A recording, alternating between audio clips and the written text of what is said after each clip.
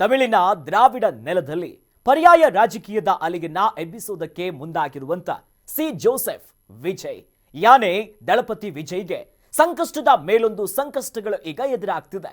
ಈ ನಡುವೆ ವಿಧಾನಸಭಾ ಚುನಾವಣೆಗೆ ಮೈತ್ರಿಯನ್ನ ಸಾಧಿಸುವುದಕ್ಕೆ ಬಿಜೆಪಿ ಹಾಗೂ ಕಾಂಗ್ರೆಸ್ ಯತ್ನಿಸ್ತಾನೇ ಇದೆ.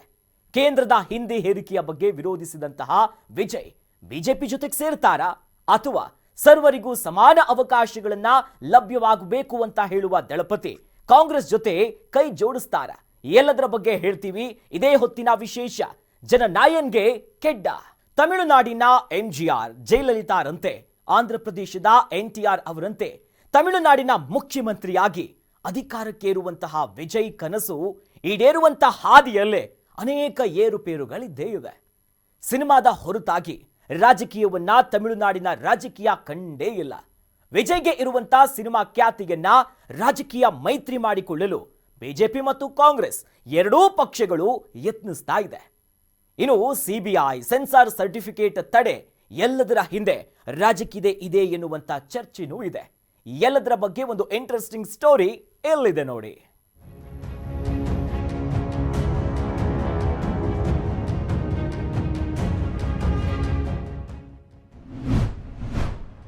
ವಿಜಯ್ ರಾಜಕೀಯಕ್ಕೆ ಪೂರಕವಾಗುತ್ತಿದ್ದ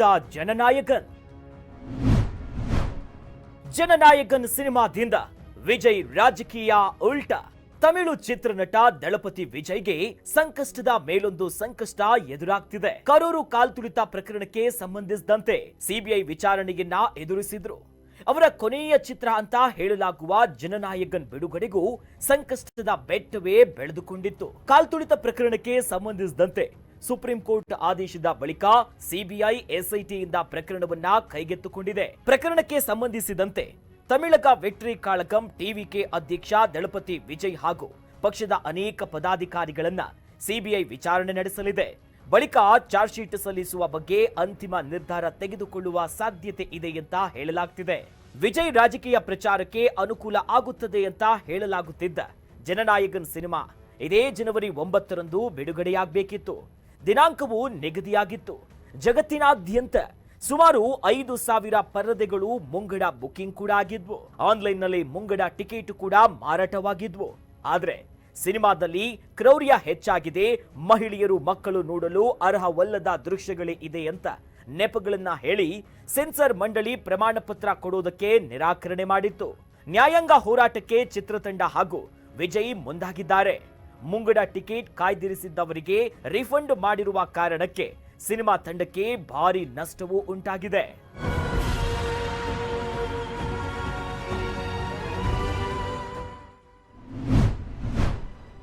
ದಳಪತಿ ವಿಜಯ್ ಸೆಳೆಯಲು ಕೆಡ್ಡ ತೋಡಿತ್ತೇ ಬಿಜೆಪಿ.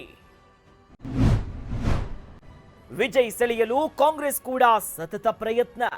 ದಳಪತಿ ವಿಜಯ್ಗೆ ಕೇಂದ್ರ ಗೃಹ ಇಲಾಖೆಯ ಮಾನಿಟರಿಂಗ್ ನಲ್ಲಿ ಬರುವ ಸಿಬಿಐನಿಂದ ಸಮನ್ಸ್, ವಿಚಾರಣೆ, ಚಾರ್ಜ್ ಶೀಟ್ ಸಲ್ಲಿಸುವ ರಾಜಕೀಯ ಬೆದರಿಕೆ ಹಾಕಲಾಗ್ತಿದೆ.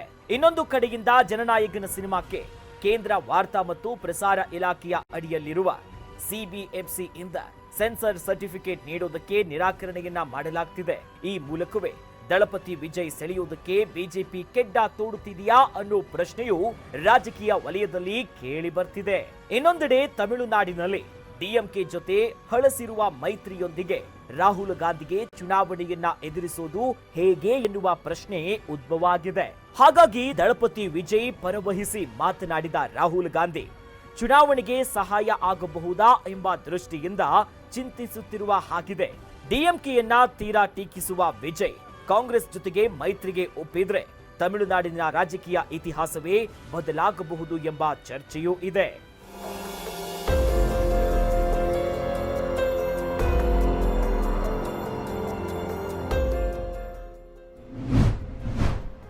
ಅಧಿಕಾರಾರೂಢ ಡಿಎಂಕೆಯನ್ನು ಮಣಿಸುತ್ತಾರಾ ತಮಿಳು ಮತದಾರರು? ಹಿಂದಿ ಹೇರಿಕೆಯನ್ನು ವಿರೋಧಿಸುವ ವಿಜಯ್ ಕಾಂಗ್ರೆಸ್ ಜೊತೆಗೆ ಮೈತ್ರಿ. ಸದ್ಯದ ತಮಿಳುನಾಡಿನ ರಾಜಕೀಯವನ್ನ ನೋಡಿದ್ರೆ ತಮಿಳುನಾಡಿನ ಮತದಾರರು ಬಯಸುವ ದ್ರಾವಿಡ ಪಡೆಯನ್ನ ಬಲವಾಗಿ ಕಟ್ಟುವುದಕ್ಕೆ ದಳಪತಿ ವಿಜಯ್ ಟಿವಿಕೆ ಮೂಲಕ ತಯಾರಾಗ್ತಿದ್ದಾರೆ. ಈ ನಡುವೆ ಕರೂರು ಕಾಲ್ತುಳಿತ ಜನನಾಯಕನ ವಿವಾದದಲ್ಲಿ ಸಿಲುಕಿದ್ದಾರೆ. ಬಲಪಂಥೀಯರ ವಿರುದ್ಧವಿರುವ ಹಿಂದಿ ಹೇರಿಕೆಯನ್ನ ವಿರೋಧಿಸುವ, ಪ್ರಾದೇಶಿಕ ಅಸ್ಮಿತೆಯನ್ನ ಅಪ್ಪಿಕೊಳ್ಳುವ ಸಿದ್ಧಾಂತದೊಂದಿಗೆ ರಾಜಕೀಯಕ್ಕೆ ಧುಮುಕಿರುವ ವಿಜಯ್ ಇಷ್ಟೊಂದು ವಿವಾದ ಸಂಕಷ್ಟಗಳನ್ನ ಎದುರಾಗುವ ಯಾವ ನಿರೀಕ್ಷೆಯೂ ಇದ್ದಿರ್ಲಿಕ್ಕಿಲ್ಲ. ಆದ್ರೆ ಊಹೆಗೂ ಮೀರಿ ವಿಜಯ್ ರಾಜಕೀಯ ಜೀವನಕ್ಕೆ ಪಾದಾರ್ಪಣೆ ಮಾಡಿದ ಹೊತ್ತಿನಲ್ಲೇ ಅನುಭವಿಸಬೇಕಾದ ಪರಿಸ್ಥಿತಿ ಎದುರಾಗಿದೆ. ಆದರೂ ಯುವ ಸಮೂಹದ ಶಕ್ತಿ ಸಾಮರ್ಥ್ಯವನ್ನ ಅರಿತಿರುವ ದಳಪತಿ ಎಲ್ಲರಿಗೂ ರಾಜಕೀಯವಾಗಿ, ಸಾಮಾಜಿಕವಾಗಿ, ಆರ್ಥಿಕವಾಗಿ ಸಮಾಜ ಅವಕಾಶ ದೊರಕಬೇಕು ಎನ್ನುವ ನಿಲುವನ್ನ ಮುನ್ನೆಲೆಗೆ ತಂದಿದ್ದಾರೆ. ಹಾಗಾಗಿ ವಿಜಯ್ ಜೊತೆಗೆ ಯಾರೇ ಕೈ ಜೋಡಿಸಿದ್ರು ಅವರಿಗೆ ಲಾಭ ಅಂತ ಹೇಳಲಾಗ್ತಿದೆ. ಅದೇ ಹಿನ್ನೆಲೆಯಲ್ಲಿ ಡಿಎಂಕೆ ಮೈತ್ರಿ ತೊರೆದು ತಮಿಳುನಾಡಿನ ವಿಧಾನಸಭಾ ಚುನಾವಣೆಗಾಗಿ ಕಾಂಗ್ರೆಸ್ ಟಿವಿಕೆ ಜೊತೆಗೆ ಕೈ ಜೋಡಿಸುವ ಸಾಧ್ಯತೆ ಇದೆ ಅಂತ ಹೇಳಲಾಗ್ತಿದೆ. ಒಟ್ಟಿನಲ್ಲಿ ಈ ಬಾರಿಯ ತಮಿಳುನಾಡಿನ ವಿಧಾನಸಭಾ ಚುನಾವಣೆಯಲ್ಲಿ ತಂತ್ರ ಕುತಂತ್ರ ಗೆಲ್ಲುತ್ತಾ ತಳ ಸಮುದಾಯಗಳನ್ನ ಅಪ್ಪಿಕೊಳ್ಳುವ ರಾಜಕೀಯಕ್ಕೆ ಧುಮುಕಿರುವ ವಿಜಯ್ ಮೇಲುಗೈ ಸಾಧಿಸ್ತಾರಾ ಅನ್ನೋದನ್ನ ಕಾದು ನೋಡಬೇಕಾಗಿದೆ. Shreeraj Vakwadi, special bureau head, Karnataka News Beat, Bengaluru.